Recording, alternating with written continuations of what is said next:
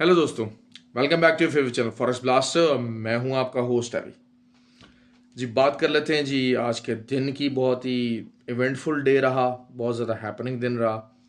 Particularly मैं बताता चलूँ कि हाँ जी, जिन्होंने मेरी वीडियो फॉलो की, उसके अलावा जो मेरा जो दूसरा चैनल है फॉरेक्स फंडामेंटल्स, जो इंग्लिश में वीडियो बनाता हूँ, वो फॉलो की, तो उनके लाइक्स और कमेंट्स का शुक्रिया। फ्री व्हाट्सएप ग्रुप की फैसिलिटी का बताता चलूँ। फ्री व्हाट्सएप ग्रुप की फैसिलिटी है जिसमें ना सिर्फ सिग्नल्स है बल्कि ट्रेनिंग और ट्रेडिंग साइकिल्स और जो एनालिसिस हैं वो ऑन द कॉन्टीन्यूस बेसिस पे चलते रहते हैं। अगर क्योंकि ज़ाहिर बात है कि मार्केट है और कॉन्टीन्यूसली चेंजेस आती रहती हैं, सारा कुछ आता रहता है। और मैं हमेशा ही बात कहता हूँ कि जो वीडियोज़ हैं उसमें दिन के टाइम बनाई जाती हैं तो शाम में चेंजेस आती रहती हैं। तो उसके लिए फ्री व्हाट्सएप ग्रुप की फैसिलिटी यू कैन अवेल। हर कोई ज्वाइन कर सकता है, फ्री है, कोई ज्वाइनिंग फीस नहीं है, कोई कुछ उसका मामला नहीं है। आपको करना सिर्फ ये है कि ऑक्टाफिक्स एक्सनेक्स में हमारे आईबी के ऊपर ज्वाइन करना है। लिंक्स अगर आप ऑलरेडी जो है वो मौजूद हैं इन प्लेटफॉर्म्स के ऊपर, तो आपको आईबी नंबर नीचे वीडियो के डिस्क्रिप्शन में मौजूद है। और अगर आप न्यू यूज़र है तब भी उसके लिंक्स जो हैं वो नीचे वीडियो डिस्क्रिप्शन में मौजूद है। विद द व्हाट्सएप नंबर आप रब्ता कर सकते हैं और उसको ज्वाइन इन कर सकते हैं। ओके जी, बेसिकली क्या रहा, देखिए मैंने आपको बताया कि जिस तरीके से मेरे दो चैनल हैं, एक इंग्लिश में है फॉरेक्स फंडामेंटल्स के नाम से, तो ये दोनों टैंडम के अंदर चलते हैं। अब ये है कि मैं एक पूरा ओवरव्यू इसमें दूंगा, उसके बाद इन आफ्टरनून जो कि एशियन सेशन के बाद, और कोशिश ये होती है कि यूरोपियन सेशन से पहले उस इंग्लिश चैनल में जो है मैं अपना जो है वो व्यू पॉइंट देता हूँ। अगर कोई चेंजेस वगैरह आ जाती हैं तो मैं देता रहता हूँ उसमें। बहरहाल गोल्ड जो था, 2 साल की सपोर्ट दैट 1680 वो ब्रेक डाउन हो गया। मैंने चैनल में अपने कहा था, स्टार्ट में था कि जी हाँ जी 1680 से यहाँ से बाइंग पोजीशन बन सकती है, सारा कुछ हो सकता है, और पॉसिबिलिटी थी। जो कि डाटा था फंडामेंटल, वो मिक्स डाटा आया, कोई बहुत ज़्यादा ऐसा डाटा नहीं था जो कि मार्केट को बिल्कुल ही वॉलेटाइल कर देता। लेकिन यही हुआ है कि बेसिकली जो थे बियर्स ने जोर लगा के, पुश लगा के तमाम जो रिटेलर्स थे उनको मार्केट से आउट कर दिया और मार्केट आके रुकी 1660। अब 1660 की इंपॉर्टेंस क्या है? 1660 जो डेली बेसिस के ऊपर फिबोनाची की बहुत बड़ी सपोर्ट है, काफ़ी बड़ी सपोर्ट है, वहाँ पर आके मार्केट रुकी। अगर उससे पहले देखा जाए तो प्रॉपरली जो है वो बियर ट्रैप जो है वो बनाया गया।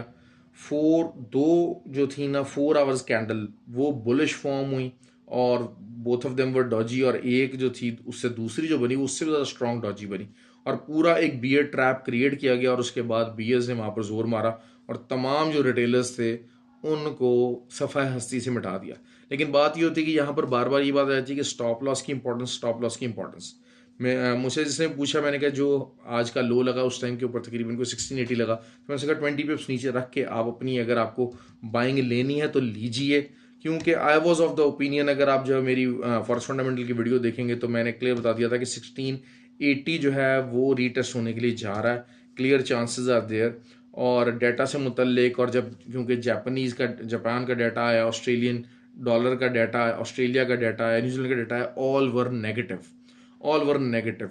मतलब ये कि इवन कि जो ऑस्ट्रेलियन डॉलर था वो भी अब इस टाइम के ऊपर बहुत ज़्यादा सेलिंग प्रेशर के अंदर आ चुका है, और अपनी bears are totally in control.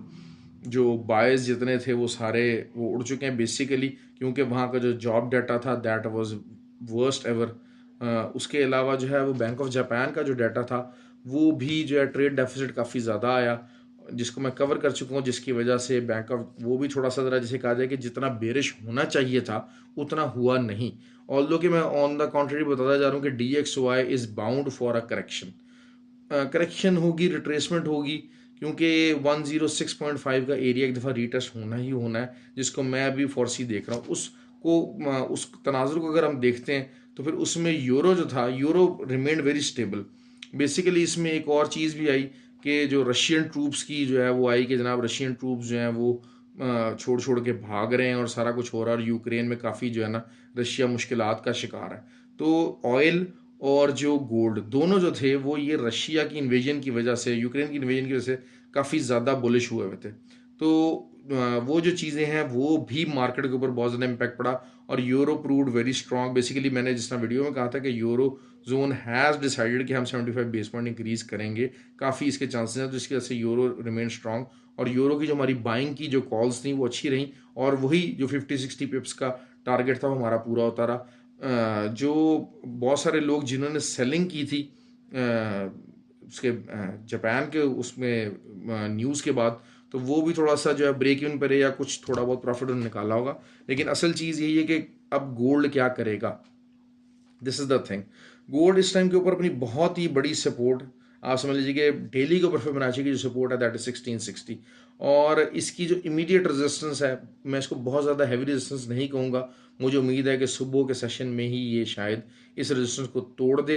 तो 1668 इज़ द एरिया जिसको वो तोड़ के तो जो है वो अपना 75 और फिर 82 का जो एरिया है वहाँ पर जा सकता है। उसके बाद अगली अगर फिबोनाची रिट्रेसमेंट की बात करते हैं तो वो 88 के एरिया के ऊपर आ रही है, 1688 के ऊपर। अगर वहाँ से आपको कोई सेलिंग मिलती है तो वो भी उसको ट्राई किया जा सकता है। लेकिन मैं बताता चलूँ आपको, आप देखें कि DXY कोई बहुत ज़्यादा पंप नहीं किया, जो 10 ईयर टी बॉन्ड यील्ड्स थी वो वहीं की वहीं हैं, बिल्कुल एग्जैक्टली वहीं पर है, उनमें कोई चेंजेस नहीं आया।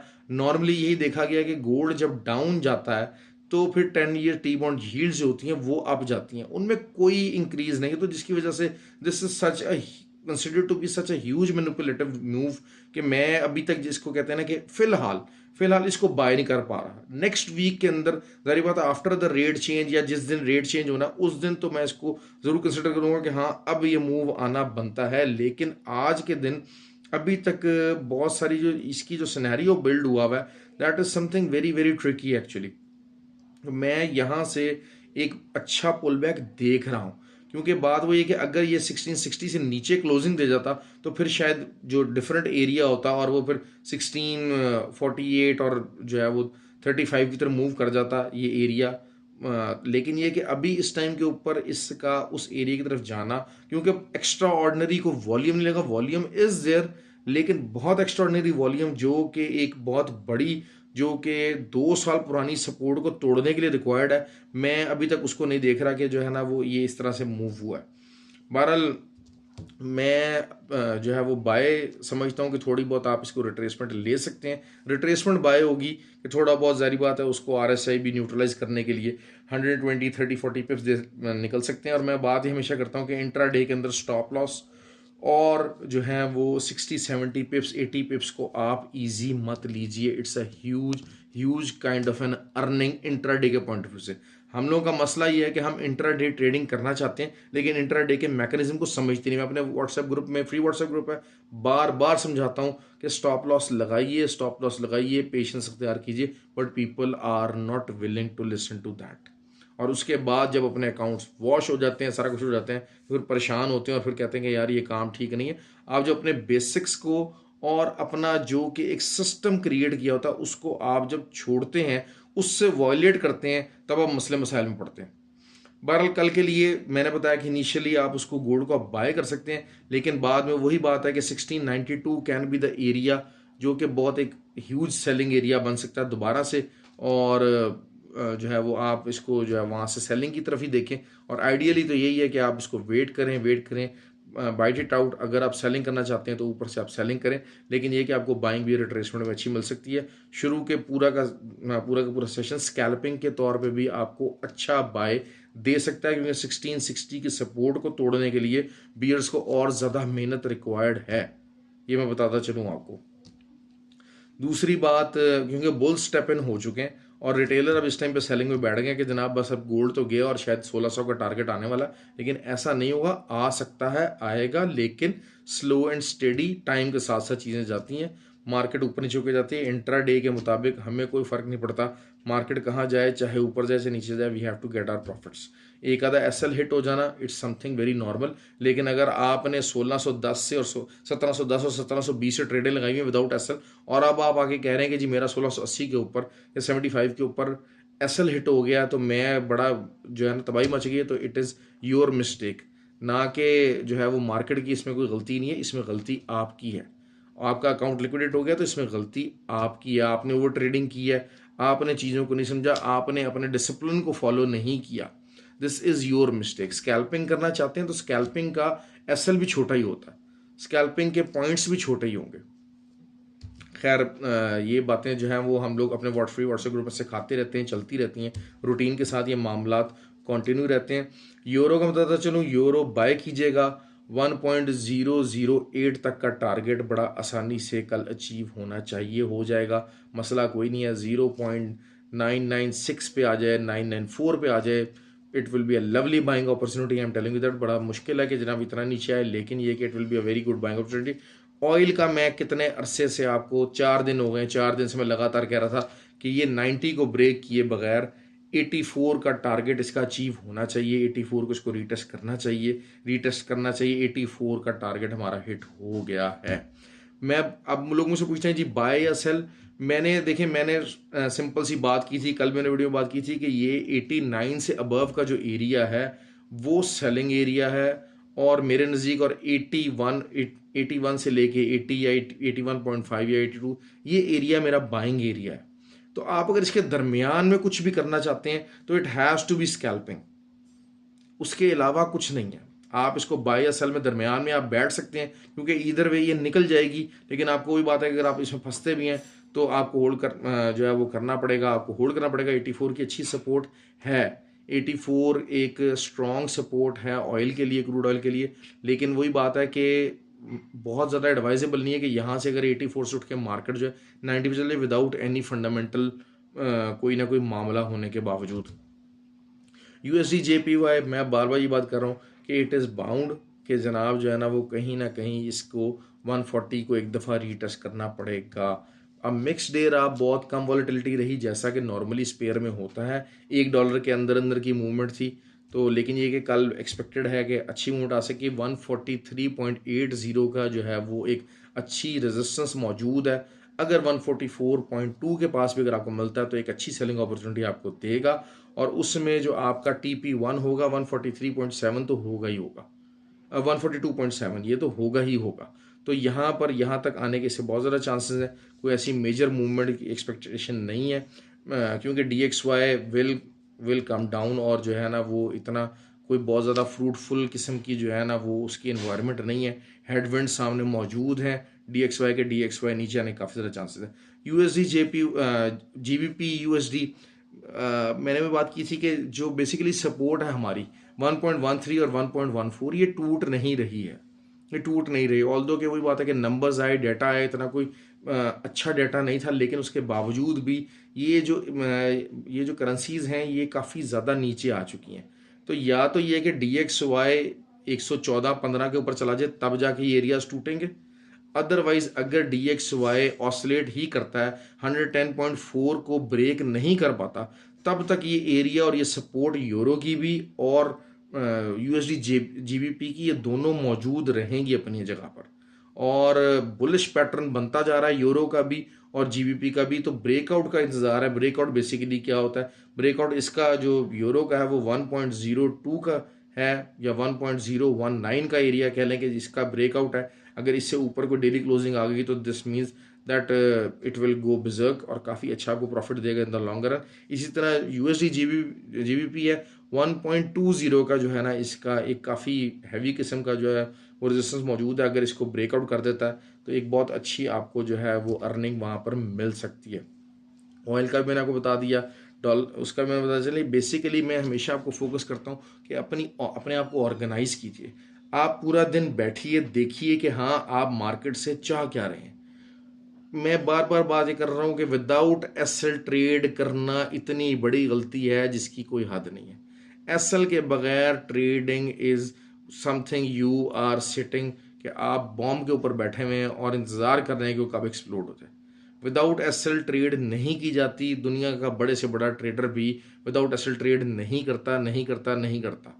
ये चीज़ें मैं बार अपने व्हाट्सएप ग्रुप में समझाता हूँ। एसएल रखें, अपना टारगेट रखें। इंट्राडे के टारगेट बहुत छोटे होते हैं, इंट्राडे की ट्रेंड ट्रेड्स नहीं होती।